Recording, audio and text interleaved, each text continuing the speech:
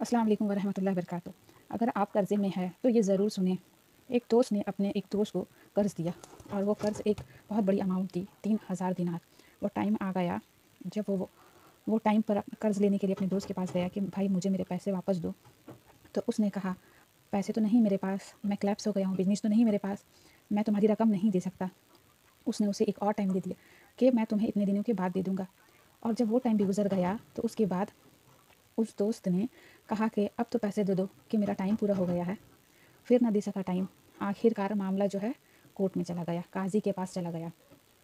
اب قاضی نے جس کو پیسے دینے تھے اس کو بلایا اور کہا کہ بھائی آپ کو اس کے پیسے دینے ہیں۔ کہتا ہے ہاں پیسے تو دینے ہیں۔ تو کہتے ہیں کہ دیتے کیوں نہیں؟ تو وہ کہتے ہیں کہ پیسے تو ہے ہی نہیں، کاروبار ہی ختم ہو گیا ہے، قرضہ ہی تو لیا تھا پر میرے پاس بچا ہی کچھ نہیں۔ تو قاضی کہتے ہیں اب یہ بتاؤ کب دو گے، کیسے دو گے؟ تو اس نے کہا کہ میرے پاس تو پیسے ہی نہیں ہیں۔ تو قاضی کہتے ہیں کہ تمہارے پاس 30 دن کا ٹائم ہے، یا تو اس کے پیسے لوٹا دو یا 30 دن کے بعد تمہیں قید کر دیا جائے گا۔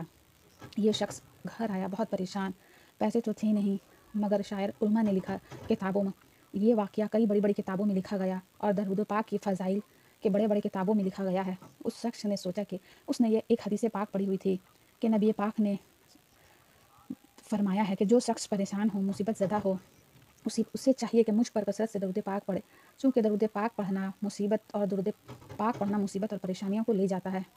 اب اس عاشق رسول نے سوچا اب تو کچھ بچا نہیں، اس نے درود پاک پڑھنا شروع کر دیا۔ صبح سے لے کر کے شام تک وہ درود پاک پڑھنے لگا۔ 27 دن گزر گئے، اونلی 3 days لیفٹ، 3 دن باقی تھے قاضی کے پاس جانے میں۔ 27 دن گزر گئے درود پاک پڑھتے پڑھتے۔ جب 28ویں رات آئی تو آنکھیں تو بند ہوئی پر مقدر جاگ گئے اور اسے خواب میں ایک آواز آئی کہ گھبراؤ نہیں، تمہارا قرضہ ادا کر دیا جائے گا، تمہارا مسئلہ سالو ہو جائے گا۔ صبح اٹھتا ہے، درود پاک پڑھ رہا ہے مگر کہتا ہے یہ آواز سے تو مسئلہ حل نہیں ہوگا، پیغام کیا وہ سمجھنے کی کوشش کرتا ہے۔ 28واں دن گزر گیا، 29ویں رات آ گئی مگر اب آنکھیں بند ہوئی اور قسمت جاگ اٹھی۔ نبی پاک صاحب الاولاق صلی اللہ تعالیٰ علیہ وسلم خواب میں تشریف لائے، سبحان اللہ، اور پیارے آقا صلی اللہ تعالیٰ علیہ وسلم نے فرمایا کہ گھبراؤ نہیں، علی بن عیسیٰ وزیر کے پاس جاؤ، وہ تمہارا قرض ادا کر دے گا۔ اب یہ عاشق رسول صبح اٹھا تو ویری فریش، حشاش مشاش، بہت خوش ہوا، اب تو کام ہو گیا۔ اس نے سوچا کہ نبی پاک نے خواب میں آ کر بشارت دی ہے۔ پھر ذہن میں سوال آیا کہ علی بن عیسیٰ کے پاس جاؤں گا تو وہ مجھ سے ثبوت مانگے گا، ثبوت کیا ہے، پروف کیا ہے؟ میں جا کر اس سے کہوں گا کہ آپ میرا قرضہ دے دو تو وہ ایسے تو مجھے قرضہ نہیں دے گا، اور میں اگر اسے کہوں کہ مجھے نبی پاک نے مجھے خواب میں کہا ہے، اگر مجھ سے اس نے کوئی نشانی مانگی تو میں اسے کیا کہوں گا؟ اب آخری دن تھا، 29واں دن تھا، وہ بھی سارا دن درود پڑھتے پڑھتے گزر گیا۔ 30ویں دن کا رات، پھر نبی پاک اس رات بھی اس کے خواب میں تشریف لائے اور آقا علیہ الصلوۃ والسلام نے فرمایا علی بن عیسیٰ وزیر کے پاس جاؤ، وہ تمہارا قرض ادا کر دے گا۔ اس نے کہا حضور چلا تو جاؤں گا لیکن وزیر نے مجھ سے کوئی نشانی طلب کی تو میں کیا جواب دوں گا؟ پیارے آقا علیہ الصلوۃ والسلام نے فرمایا کہ علی بن عیسیٰ سے کہنا کہ تم روزانہ فجر کی نماز کے بعد 5000 بار درود پاک پڑھتے ہو، یہ راز فقط تم جانتے ہو اور تمہارا رب جانتا ہے۔ اب یہ صبح جب اٹھا تو اسے ایک نشانی بھی مل چکی تھی، وہ بہت خوش ہوا۔ عدالت میں جانے سے پہلے وہ وزیر کے دربار میں پہنچ گیا۔ اسے یہ ڈر تھا اگر آج پیسے نہ لوٹائے تو سزا ہو سکتی ہے۔ جب وزیر کے دربار میں پہنچا تو وزیر اپنے مرشدوں کے ساتھ بیٹھا ہوا تھا، تو کہا اس نے مجھ سے آپ سے بات کرنی ہے۔ کہا میں آپ کے لیے ایک پیغام لایا ہوں۔ تو وہ کہتے ہیں کہ آپ نے کس کا پیغام لایا ہے میرے لیے؟ تو وہ کہتے ہیں جس نے قرض لیا تھا وہ کہتے ہیں کہ میں آپ کے لیے رسول اللہ صلی اللہ تعالیٰ علیہ وسلم کا پیغام لایا۔ وہ عاشق رسول تھا۔ وہ وزیر کہتا ہے کہ حضور میں 3000 دینار کا مرعوز ہوں، مجھ پر قرض ہے اور میرے آقا نے مجھ پر بشارت دی ہے کہ میں آپ سے کہوں کہ آپ میرا قرض ادا کر دیجئے۔ علی بن عیسیٰ کہتے ہیں کیا کوئی ثبوت ہے آپ کے پاس؟ کیا کوئی دلیل بھی ہے آپ کے پاس؟ میں کیسے مان لوں کہ آپ کو میرے پاس نبی پاک نے بھیجا؟ عاشق رسول کہتا ہے میرے آقا نے مجھے دلیل بھی عطا فرمائی ہے، مجھے ایویڈنس بھی دیا ہے، اور پروف یہ ہے کہ حضور آپ ہر روزانہ صبح فجر کی نماز کے بعد 5000 بار نبی پاک صلی اللہ تعالیٰ علیہ وسلم پر درود و سلام کا نذرانہ پیش کرتے ہیں۔ جب تک 5000 کا عدد پورا نہیں ہوتا تب تک آپ کسی سے بات نہیں کرتے، اور یہ بات اے وزیر صاحب یہ راز صرف آپ کو پتہ ہے اور آپ کا رب جانتا ہے۔ اللہ اکبر! وہ عزیر جھوم اٹھا۔ ایسا عاشق رسول تھا جو روزانہ صبح 5000 درود پاک پڑھتا ہو، اس کی تو عید ہو گئی۔ وہ کہتا ہے، جھوم کر کہتا ہے، مرحبا یا رسول اللہ، میرے آقا نے میرے درود قبول کر لیے، اس سے بڑھ کر میرے لیے شہادت کیا ہوگی۔ اب یہ وزیر اپنی سیٹ سے اٹھتا ہے، اپنے کمرے میں جاتا ہے، تھوڑی دیر کے بعد واپس آتا ہے اور اس عاشق رسول کے ہاتھ میں 3000 دینار رکھ کر کہتا ہے کہ حضور پہلے یہ 3000 دینار حضور پاک کے حکم کا یہ 3000 دینار ہے، اور یہ 3000 دینار لیجئے، میرے گھر آپ آئے، اتنی اچھی خبر سنائی، آپ نے قدم رنجہ فرمایا، یہ 3000 اس کا نذرانہ ہے، اور ایسا کیجئے 3000 اور لیجئے، اس سے اپنے بچوں کے لیے کوئی چھوٹا موٹا کام شروع کر دیجیے گا، اور ایک وعدہ کر کے جائیے، آج کے بعد زندگی میں آپ کو جب بھی کبھی کوئی کام پڑے، میں آپ کا بھائی ہوں، مجھے یہ خدمت کا موقع دیجیے گا۔ اللہ اکبر!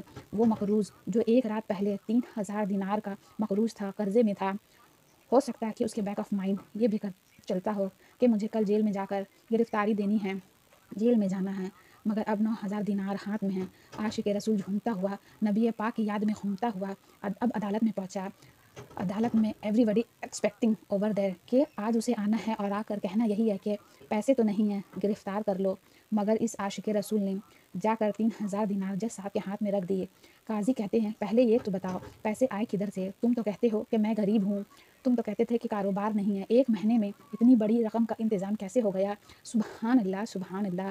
اس عاشق رسول نے گویا زمانے حال سے یہ کہا ہوگا، یہ تو کرم ہے ان کا ورنہ مجھ میں ایسی بات نہیں، اتنا دیا سرکار نے مجھ کو، اتنی میری اوقات نہیں۔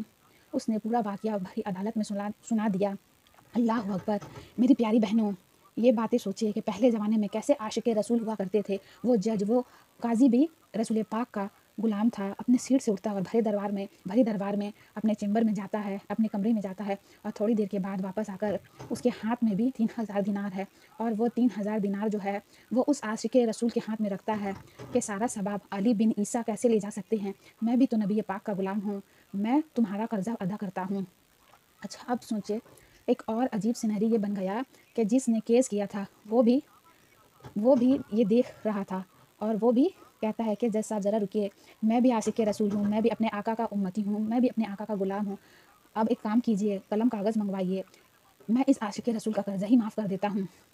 اچھا اب عاشق رسول نے 3000 دینار جو جج صاحب نے دیے تھے کہ حضور یہ پیسے آپ رکھ لے، کہ اب تو قرضہ یا معاف ہو گیا آپ کے پیسے کا، میں کیا کروں گا؟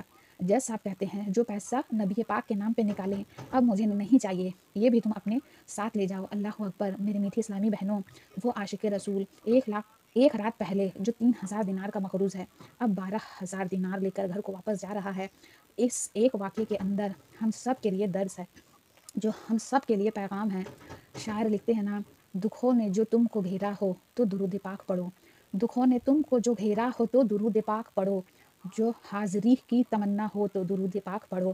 آج ہم سب بہت ساری پرابلم سے ہوتے ہیں، ہر درد کی دوا ہے صلی علی محمد، ہر کوئی قرض میں ڈبا ہے، کوئی فیملی ایشو میں ڈسٹرب ہے، کوئی بیماری میں مبتلا ہے، آپ کسی بھی پریشانی میں مبتلا ہے، درود پاک ایسا وظیفہ ہے۔ لوگ بہت سارے وظائف کرتے ہیں لیکن ہر درد کی دوا ہے صلی علی محمد، تعویذ ہر بلا ہے صلی علی محمد، صلو علی الحبیب صلی اللہ تعالیٰ علی محمد۔ ہمیں چاہیے کہ ہم کثرت سے درود پاک پڑھیں اور اٹھتے بیٹھتے درود پاک پڑھیں، کیونکہ درود پاک ہماری تمام پریشانیوں کو دور کرنے کا ایک ذریعہ ہے، اور ہمیں چاہیے کہ ہم اپنی زندگی میں درود پاک کو شامل کرنا۔